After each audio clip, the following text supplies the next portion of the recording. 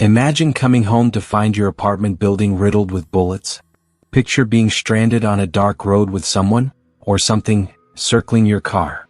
These aren't scenes from a horror movie. These are real events that happen to real people. And tonight I'm going to share 5 true stories that will remind you why sometimes your gut instinct is the only thing keeping you alive. I'm your host at Midnight Narratives, and what you're about to hear are accounts from people who came face to face with danger and lived to tell the tale. So dim the lights, lock your doors, and let's begin.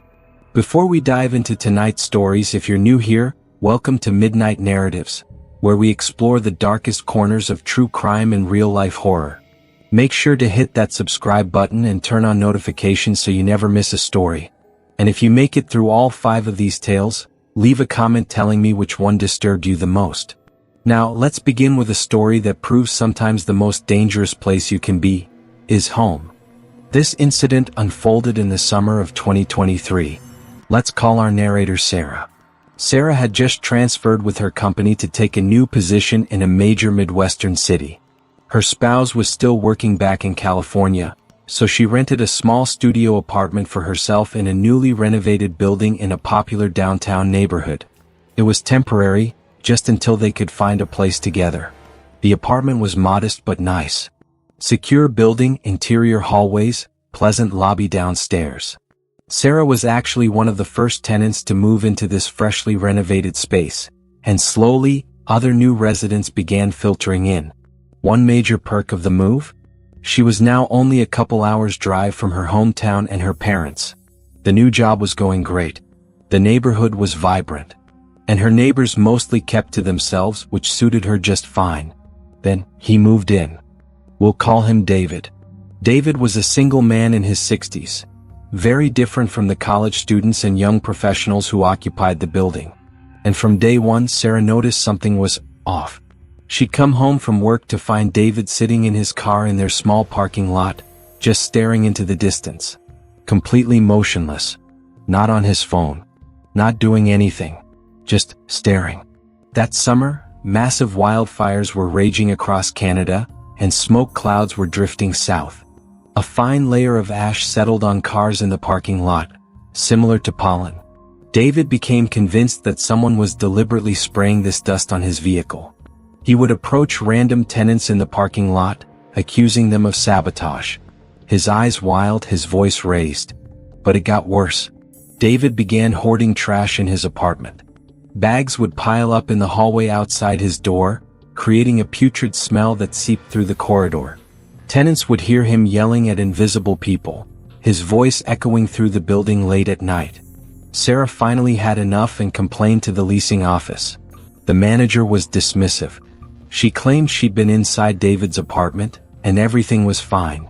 Nothing to worry about. In August, Sarah's parents' 50th wedding anniversary was approaching.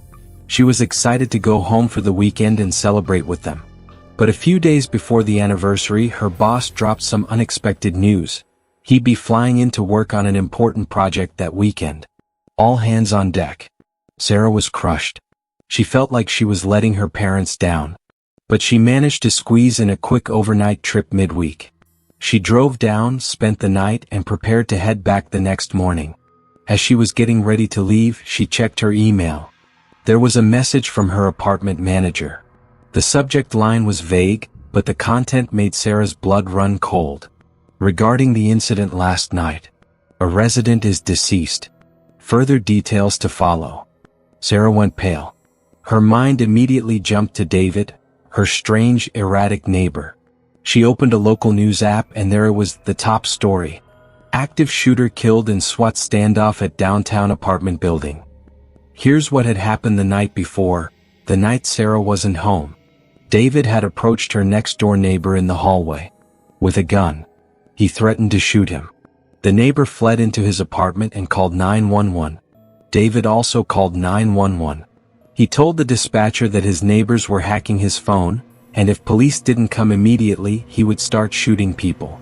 Officers arrived and tried to negotiate. But David had barricaded himself inside his apartment, claiming to be heavily armed. The state police and SWAT team were called in. And then, David opened fire. He began shooting a rifle through his window at anyone he saw in the parking lot below. All the residents on Sarah's floor were trapped, unable to escape, forced to barricade themselves and take cover from the gunfire. Across the street stood another building with a direct line of sight into the apartment complex. A police sniper took position there. Through David's open window, the sniper took the shot. They flew a drone inside to confirm David was dead, the gun still in his hand. Miraculously, no one else was injured. Sarah arrived home later that day to find her building riddled with bullet holes. Neighbors who normally never spoke to each other were in the parking lot, hugging, crying, showing each other shaky videos they'd recorded from their hiding places. Sarah stood there, numb, processing one terrifying thought. If her boss hadn't disrupted her weekend plans, she would have been home that night. In her apartment. Right across the hall from David. Sarah later said she felt sorry that David never got the mental health help he desperately needed. But he had put so many innocent lives in danger.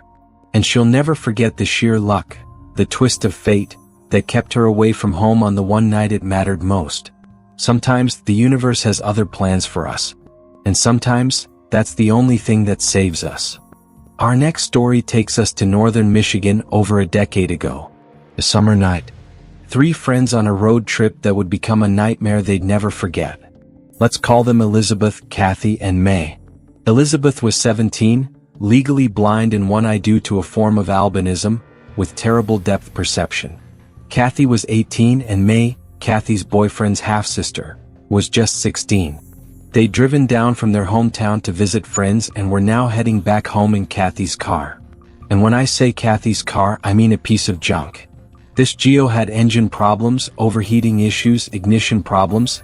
It was constantly falling apart. More than once, it had stalled in the middle of the street. But Kathy figured they'd be fine since they hadn't had any issues on the way there. It's a little past midnight. They're roughly an hour from home. The road is empty. Dense forest on every side. No street lights. No moon. Just darkness. They're descending a hill when the Geo makes a strange sound. Kathy starts swearing. At the bottom of the hill, the car quits completely. Kathy turns on the hazard lights. She and Elizabeth pop the hood. Smoke billows out. After it clears, Kathy tries to figure out what's wrong. 45 minutes pass. Maybe longer. It becomes clear, Kathy can't fix it. They need a tow truck.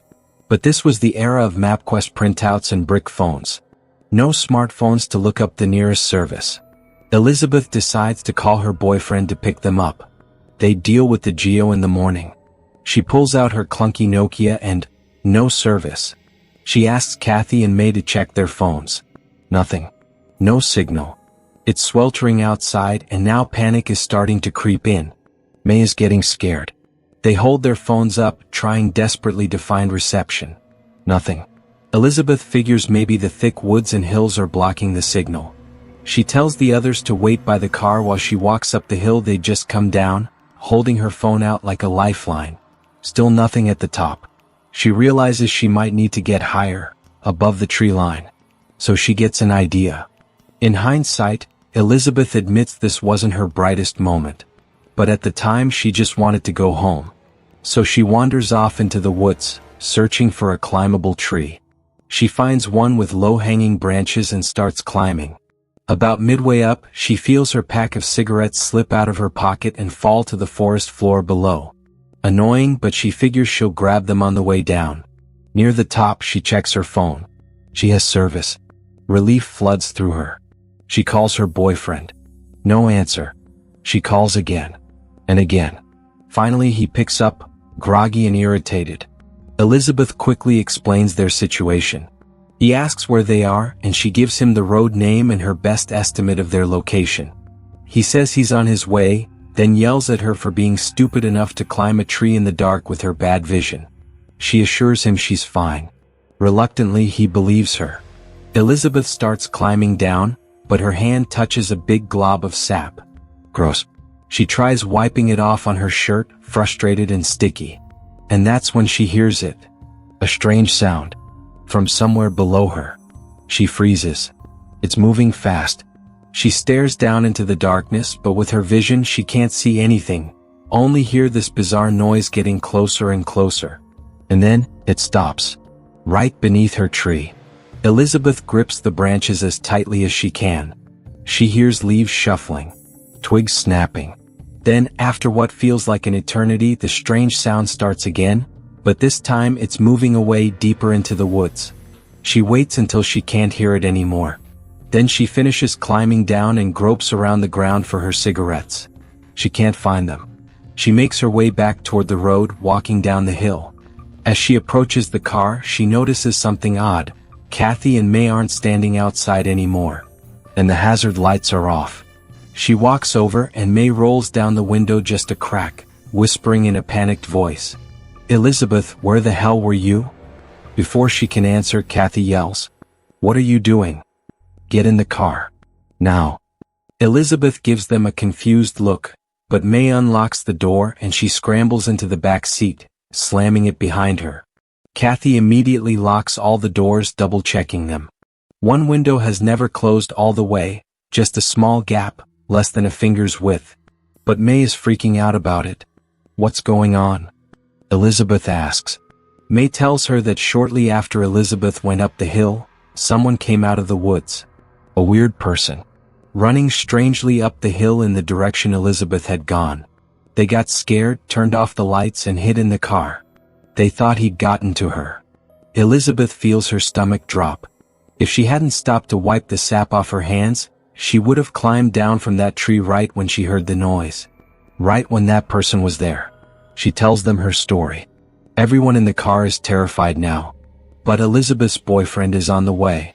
They just have to wait. Time crawls. The dread makes every second feel like an hour. Suddenly May whines. Kathy snaps her head toward where May is looking and stifles a gasp. Elizabeth can't see clearly, but she can hear it, through the small gap in the window. Asterisk swish. Swish. Asterisk. May ducks down. Kathy hides behind the steering wheel. Elizabeth hunches in her seat. The noise comes straight to the window. Elizabeth can barely make out the silhouette, a tall, skinny man. He presses his face against May's window, staring in at them. Nobody screams. They just stare. He looks in for what feels like forever.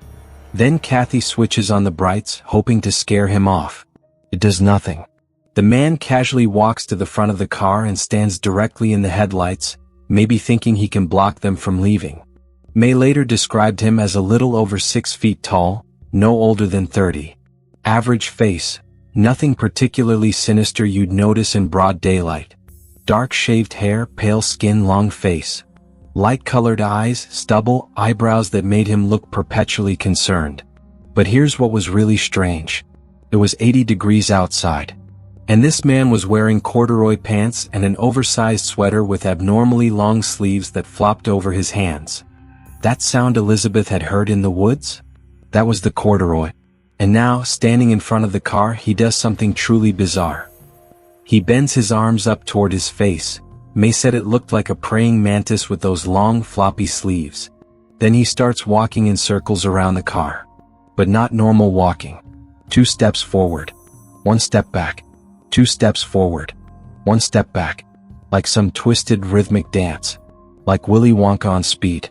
That's when Elizabeth realizes, this is the exact same movement pattern she heard when she was in the tree. He'd been doing this in the woods. Hunting for her. May is sobbing. Kathy looks like she might vomit. Elizabeth decides she has to be brave. When he circles around to the slightly open window, she says firmly, "Hey man, can you just stop? You're really freaking us out." The man, let's call him Corduroy, hears her. He stops. Looks back through the windshield. Straight at Elizabeth. She asks him very firmly to leave. He pauses. Smiles. Then Willy Wonkas his way out of view, disappearing into the darkness. They laugh nervously, relieved he's gone. They go back to waiting for Elizabeth's boyfriend. But then Kathy says, "Oh no, he's back." Elizabeth can't see, but Kathy says he's doing the 2 steps forward, 1 step back along the side of the road, parallel to them. And this time he's holding a large tree branch with his sweater-covered hands. May squeezes Elizabeth's hand.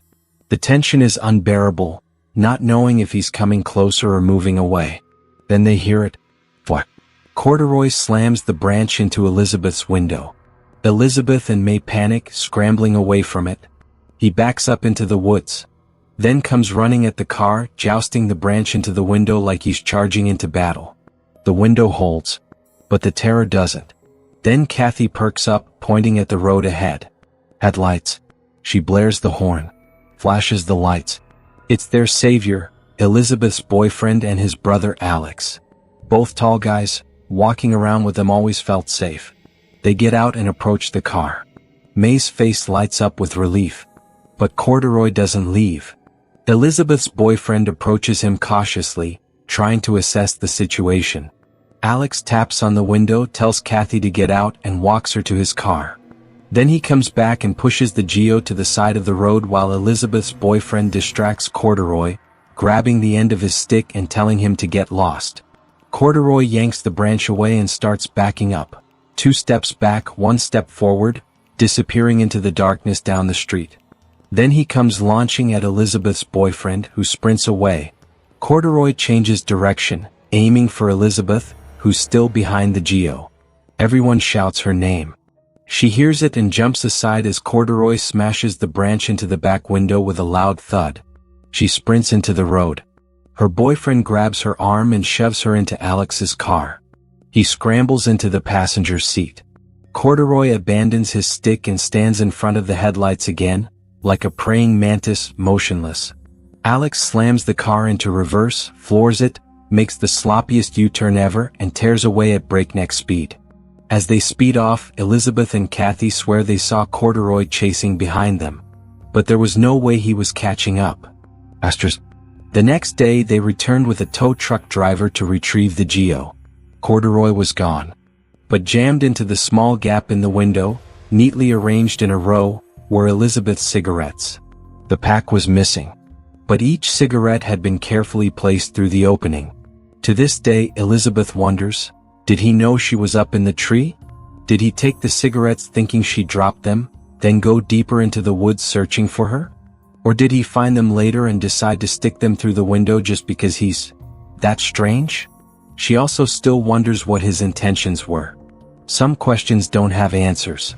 And sometimes, that's the most terrifying part. If you're still with me, and you're brave enough to continue, let me know in the comments which story has been the creepiest so far. And if you haven't already, smash that subscribe button. We've got 3 more chilling tales ahead, and trust me, they only get darker from here. Now let's move to a story that proves danger doesn't always announce itself. Sometimes it's already inside. This story comes from a young woman we'll call Rachel. She lives in a 2-story house with an in-law apartment on the 1st floor. Rachel lives in that apartment. The 1st floor also has a garage bay, a furnace room, and a laundry room. At the time of this incident, Rachel's dad had been working with a contractor and some employees to replace the wall-mounted air conditioners in the house. People had been in and out all week. Contractors, workers, various strangers moving through their home. One afternoon, Rachel and her mom went grocery shopping, leaving her dad home to direct the workers. When they returned, the contractors were gone, and her dad had gone to bed early, tired from the long day. Rachel and her mom made dinner and hung out upstairs for a while, watching TV and relaxing. At one point, Rachel mentioned offhandedly that their cars were still parked outside. She'd recently heard about a woman down the road whose car and house had been broken into. This creeped her mom out. She asked Rachel to go downstairs and check that the front door was locked. Rachel walked downstairs. The door wasn't locked. In fact, it was slightly ajar. She closed it, locked the deadbolt, and headed back upstairs. They continued watching TV. A few minutes later, Rachel heard a loud thump downstairs in the in-law apartment. Her apartment. She figured it was her cat getting antsy because she hadn't been fed yet. She told her mom she'd go down, feed the cat, and come back up to finish the episode. As she walked down the stairs, she heard another louder thump. All right, she thought. Food time. She opened the door to her apartment. Her cat was nowhere to be found. That was unusual. The cat always came running at feeding time. Rachel walked into the kitchen to look for her, and that's when she noticed something that made her heart sink. The furnace door was closed. Rachel never closed that door. Neither did her parents. They kept it open so the cat could get inside to catch mice. And the thumps she'd heard? That heavy furnace door closing. Rachel froze. Completely. Every instinct screaming at her that someone was hiding right behind that door. She'd been watching a lot of scary movies lately. Maybe it was just paranoia. But this felt wrong. This felt real. She knew she couldn't give whoever, or whatever, was behind that door any reason to come out. So she put on an Oscar-worthy performance. She did some baby talk to her still missing cat. Scooped out food into the bowl. Acted like everything was completely normal. But the entire time she kept that furnace door in her peripheral vision, watching for any movement. Her pulse hammered in her ears. After feeding the cat, she calmly walked back upstairs. Then she grabbed her mom and explained what had happened. Her mom was skeptical. Maybe one of the contractors closed it, she suggested. But seeing how shaken Rachel was, she went to wake up her dad. Her dad grabbed his gun and went downstairs. Moments later, he screamed up at them. "Call the cops. Get somewhere safe." Rachel and her mom hid in the bedroom and dialed 911. Police arrived and searched the entire house. They didn't find anyone. But here's what Rachel's dad saw when he opened that furnace door. The furnace room door was wide open, and so was the back door leading outside. Someone had been inside, hiding, waiting, and they'd left in a hurry when they heard Rachel's dad coming. Rachel still thinks about that night. How close she came to opening that furnace door herself. What would have happened if she had? Sometimes the scariest moments are the ones where nothing happens, because you're left wondering, what could have? Our fourth story takes place at a seaside hotel in Bulgaria. A young woman, we'll call her Elena, has an apartment there. Well, apartment is a generous term. It's really just a large room with a big bed, a fridge, windows on 2 walls, and a small bathroom. But it's on the ground floor, right next to the beach, which makes it perfect for summer vacations. 3 years ago, Elena spent a week there with her ex-boyfriend, then stayed alone for another 3 to 4 weeks after he left. Her ex always said the hotel owners were creeps. To get in or out of the apartment, you had to walk past the reception desk, where they would sit all day doing nothing. The old father, maybe 60 years old. His son around 40. His daughter, 45. And her husband. Whenever anyone walked by, they'd all go silent and just stare. Every single time. Elena got used to it. But her boyfriend was irritated, especially after they caught one of them, we'll call him Vlad, staring at Elena's body and smiling. After that, her boyfriend would stare Vlad down hard whenever he got the chance. So the boyfriend leaves and Elena is alone for the 3rd week. One night it's really hot. Elena opens both windows wide, putting the curtains above them to keep some privacy. After all, she's on the ground floor and her bed is right beneath both windows. She wakes up in the middle of the night with an overwhelming feeling that someone is watching her. This happens the next few nights too. Elena is easily scared and paranoid, but she's alone, so she keeps telling herself to chill. It's just her mind playing tricks. Some nights pass without incident. Meanwhile, Vlad tries to strike up conversations with her 2 or 3 times when she's heading to the beach.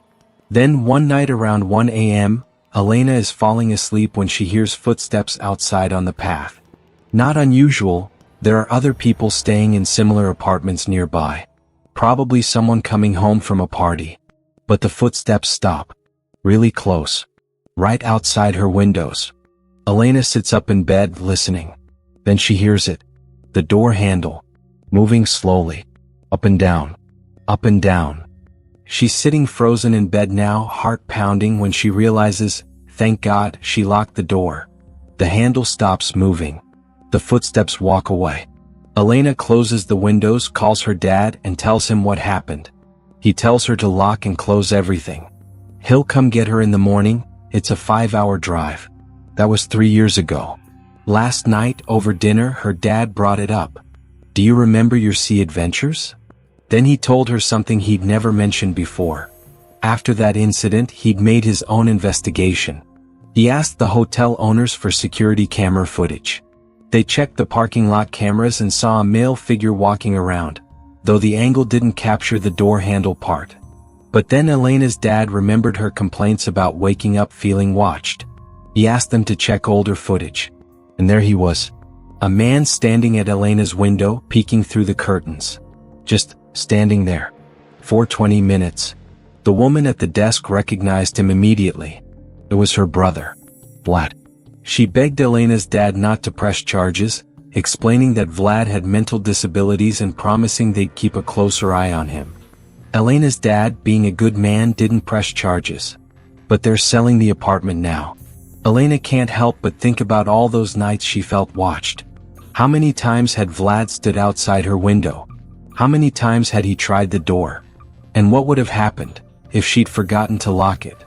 Our final story takes place in Southern California just a couple of years ago. A young woman, let's call her Amy, was a senior in high school at the time. One evening around 8 o'clock or 8:30, she and her mom had just gotten home after a long day of driving and visiting family. They discovered their cat was completely out of food. Amy was exhausted from being in the car all day. She did not want to go to Petco. But her mom begged her to come along and Amy finally caved. Looking back, Amy is grateful she did. Because if she hadn't decided to go, there's a good chance her mom would never have come home. One important detail: the windows on her mom's car were extremely tinted, making it nearly impossible to see inside. They pull into the Petco parking lot. Amy looks around, only a few other cars, including one parked a few rows behind them. Her mom says Amy can wait in the car since she's just running in quickly. A minute after her mom walks into the store, the car that was parked a few rows back pulls up right next to theirs, on the passenger side where Amy is sitting. Amy thinks it's a little strange but figures maybe the guy just wanted a closer spot. A man gets out. He retrieves a big German Shepherd from the back of his car and walks into the store. Amy glances inside through the windows and notices something odd. The guy is watching her mom, following her around. Not close enough for her mom to notice, but enough for Amy to notice. He gets ahead of her in line. After he checks out, he doesn't leave. He stands outside the entrance, watching her mom check out. Amy's mom walks out of the store. The guy starts walking behind her. Now Amy's heart is pounding. Something feels very, very wrong. Her mom reaches the car and opens the back hatch to put the cat food in. The guy opens the back of his car, right next to theirs, and starts walking toward Amy's mom, motioning for her to come look at something in the back of his vehicle. Amy's mom, completely oblivious, takes a few steps over and leans in to look. The guy's hands start moving toward his waist. Amy immediately starts screaming for her to get in the car. Right now. The guy looks absolutely shocked. He clearly never saw Amy inside the car. He stops talking. Stops moving. Amy keeps yelling, "Amon, get in the car." Her mom looks confused but finally listens. She gets in the car. The guy immediately jumps into his vehicle and drives off. Fast. When her mom gets in the car, she asks what that was all about. Amy asks what the guy was saying. Her mom explains he was telling her to look at something he'd gotten for his dog. It was in the back of his car. Amy tells her everything she observed. The watching. The following. The positioning. The hands moving toward his waist. "Mom? I think he was trying to abduct you." Her mom goes pale. They sat in that parking lot for a long time, processing what had almost happened. How close it came. How a split-second decision, Amy choosing to go on that trip, may have saved her mom's life. Because if Amy hadn't been there, hidden by those tinted windows, what would that man have done? 5 stories. 5 moments where everything could have gone horribly wrong. David, the troubled man who turned an apartment building into a war zone. Corduroy, the stranger who stalked 3 women on a dark Michigan road. The intruder who hid in Rachel's furnace room, waiting. Vlad, who watched Elena through her window night after night. And the man in the Petco parking lot, whose intentions we can only guess at, but nothing good. These stories remind us that danger doesn't always look the way we expect. Sometimes it's a neighbor. Sometimes it's a stranger in the dark. Sometimes it's someone standing right in front of you. Trust your instincts. Lock your doors. Pay attention. Because the people in these stories survived to tell their tales. But not everyone is so lucky. Thank you for joining me tonight on Midnight Narratives. If these stories kept you up, hit that like button, subscribe, and share this video with someone brave enough to handle it. And let me know in the comments, which story disturbed you the most. Until next time, stay safe out there. You never know who might be watching.